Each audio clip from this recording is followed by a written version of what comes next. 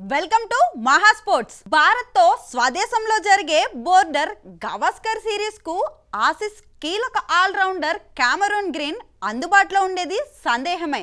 సొంత గడ్డపై నవంబర్ నుంచి మొదలయ్యే 5 టెస్టుల ఈ సిరీస్ ను ప్రతిష్టాత్మకంగా తీసుకుంటోంది ఆసీస్. ఇంగ్లాండ్ తో చెస్టర్లీ స్ట్రీట్ లో జరిగిన 3వ వన్డే సందర్భంగా కామరూన్ గ్రీన్ వెన్నుకు గాయమైంది. దీంతో అతడు ఈ సిరీస్లోని చివరి 2 మ్యాచ్లకు దూరమయ్యాడు. స్వదేశానికి వెళ్లి రికవరీ అయ్యేందుకు ప్రయత్నించనున్నాడు గ్రీన్. అయితే గ్రీన్ భారత్ సిరీస్ సమయానికి కోలుకుంటాడా అన్నది అనుమానమే. అతను ఆసీస్కు రాగానే అన్ని టెస్టులు చేసిన తరువాత మాత్రమే గ్రీన్ మళ్లీ ఎప్పుడు బరిలోకి దిగుతాడనే చెప్పగలమని వైద్యులు చెబుతున్నారు. 2019-20 సీజన్లోనూ గ్రీన్ వెన్నునొప్పితో బాధపడిన సందర్భాలున్నాయి. భారత్ ఆసీస్ టెస్ట్ సిరీస్ ఆరంభానికి దాదాపు 2 నెలల సమయం ఉంది.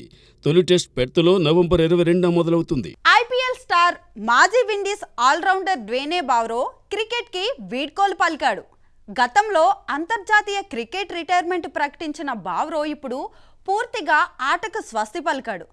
కోల్కతా నైట్ రైడర్స్ మెంటర్గా కొత్త ఇన్నింగ్స్ని ఆరంభించాడు. చెన్నై సూపర్ కింగ్స్తో డ్వేన్ బ్రేవో సుదీర్ఘ బంధానికి తెరపడింది. అతను ఇకపై తన సేవలను కేకేఆర్కు వినియోగించనున్నాడు. కోల్కతా మెంటార్గా ఉన్న గౌతమ్ గంభీర్ టీమిండియా కోచ్గా ఎంపిక కావడంతో 40 ఏళ్ల బ్రేవో అతని స్థానంలో బాధ్యతలు చేపట్టనున్నాడు. ఈ ఏడాది కరీబియన్ ప్రీమియర్ లీగ్లో అతను చివరిసారిగా ఆడాడు. గాయం కారణంగా అర్ధాంతరంగా టోర్నీ నుంచి వైదొలిగిన బ్రేవో కోల్కతా చెంతకు చేరాడు. 2023లోనే బ్రేవో ఐపీఎల్ కెరీర్ కూడా ముగిసిపోయింది. 2011 చెన్నై సూపర్ కింగ్స్కి ఎంపికైన బ్రేవో 3 సార్లు టైటిల్ అందుకున్న జట్టులో సభ్యుడు. గతేడాది చెన్నై సూపర్ కింగ్స్కు బౌలింగ్ కోచ్గా వ్యవహరించిన బ్రేవో కోల్కతాకు పనిచేయనుండడం అభిమానుల్లోనూ ఆసక్తి రేపుతోంది. ఐపీఎల్లో సుదీర్ఘకాలం పాటు ఆటగాడిగా రాణించిన అపారమైన అనుభవం బ్రేవో సొంతం. ఇది కోల్కతా ఆటగాళ్లకు ఉపయోగపడుతుందని జట్టు యాజమాన్యం భావిస్తోంది. ఐపీఎల్తో పాటు సిపిఎల్, ఎంఎల్సీ, ఐఎల్, టీ20ల్లో కోల్కతా జట్లకు కూడా బ్రేవో మార్గనిర్దేశకుడిగా సేవలందించనున్నాడు. తాజా సమాచారాన్ని బ్రేవో ఇన్స్టాగ్రామ్ ద్వారా అభిమానులతో పంచుకున్నాడు. నాకెంతో ఇచ్చిన క్రికెట్కు వీడ్కోలు పలుకుతున్నానని, ప్రొఫెషనల్ క్రికెటర్గా 21 ఏళ్ల పాటు ఆటను ఆస్వాదించానని, ఎన్నో ఒడిదుడుకులు ఎదుర్కొన్నానని ఉద్వేగభరితుడయ్యాడు బ్రేవో. మైదానంలో దిగిన ప్రతిసారి 100% కృషి చేసేందుకు ప్రయత్నించే బ్రేవో సిఎస్కేకు దూరమవడాన్ని ఆ జట్టు అభిమానులకు బాధగానే ఉంది. పారిస్ ఒలింపిక్స్ లో రజతంతో సరిపెట్టుకున్న Bharat star athlete javelin thrower Neeraj Chopra తన తదుపరి లక్ష్యాన్ని వెల్లడించాడు. 2025 టోక్యో వరల్డ్ ఛాంపియన్షిప్లో పథకం సాధించడమే తన ముందున్న టార్గెట్గా చెప్పారు నీరజ్. పారిస్ ఒలింపిక్స్లో రజతం, బ్రస్సెల్స్ డైమండ్ లీగ్ ఫైనల్లో ద్వితీయ స్థానంతో సీజన్ ముగించిన నీరజ్ శుక్రవారం భారత్కు తిరిగొచ్చాడు. ప్రస్తుత సీజన్ ముగియడంతో తదుపరి లక్ష్యాలపై దృష్టి సారించాడు. తాను ఎలా సన్నద్ధమవనున్నాడో వివరించాడు. వచ్చే ఏడాది వరల్డ్ ఛాంపియన్షిప్ అతి పెద్ద లక్ష్యంగా పేర్కొన్న నీరజ్ ఒలింపిక్స్ను ఎప్పుడూ మదిలోనే పెట్టుకుంటానన్నాడు. అందుకు 4 ఏళ్ల సమయం ఉందన్న చోప్రా ప్రస్తుతం భారత్లోనే శిక్షణ తీసుకునేందుకు సిద్ధమవుతున్నాడు. కొత్త సీజన్లో 100% ఫిట్నెస్తో ఉంటానని, పోటీలు ప్రారంభమైతే విదేశాల్లో ట్రైనింగ్ తీసుకుంటానని వివరించాడు నీరజ్ చోప్రా. వరుసగా 2 ఒలింపిక్స్లో కాంస్యాలు, కీలక మ్యాచ్లో వీరోచిత పోరాటాలు, గోల్డ్ పోస్ట్ వద్ద వెటరన్ శ్రీజస్ ఉర్రూతులూగించే విన్యాసాలు ఇవేవి భారత్ క్రీడాభిమానుల దృష్టిని ఆకర్షించలేకపోయాయా? సామాన్య జనాల్లో గుర్తింపు లేదా? యువ హాకీ ప్లేయర్ హార్దిక్ సింగ్ అనుభవాన్ని వింటే మనకు ఇలాంటి సందేహాలే కలుగుతాయి. వరుసగా 2 కాంస్య పథకాలతో అదరగొట్టారు మన భారత హాకీ వీరులు. అనేక టోర్నీల్లోనూ అద్భుత ప్రదర్శనతో గత వైభవం దిశగా పరుగులు తీస్తున్న మన భారత జట్టుకు సామాన్యుల్లో ఆదరణ కొరవడిందంటున్నాడు యువ ఆటగాడు హార్దిక్ సింగ్.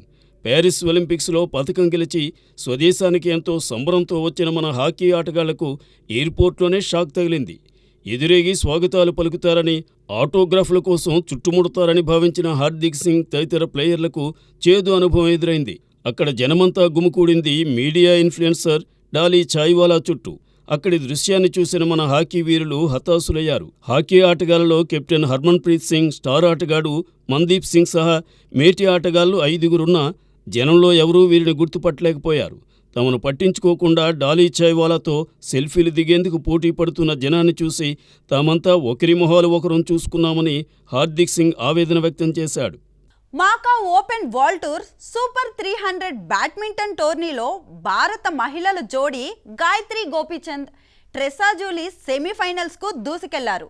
స్టార్ షట్లర్ కిదాంబి శ్రీకాంత్కు మాత్రం పరాజయం ఎదురైంది. మకావు ఓపెన్లో భారత స్టార్ షట్లర్ శ్రీకాంత్ క్వార్టర్స్లోనే వెనుదిరిగి నిరాశపరిచాడు. హాంకాంగ్ ఆటగాడు రెండో సీడ్ లాంగ్ ఆగ్నస్ చేతిలో 16-21, 12-21తో వరుస సెట్లో పరాజయం చవిచూశాడు ఆరో సీడ్ శ్రీకాంత్.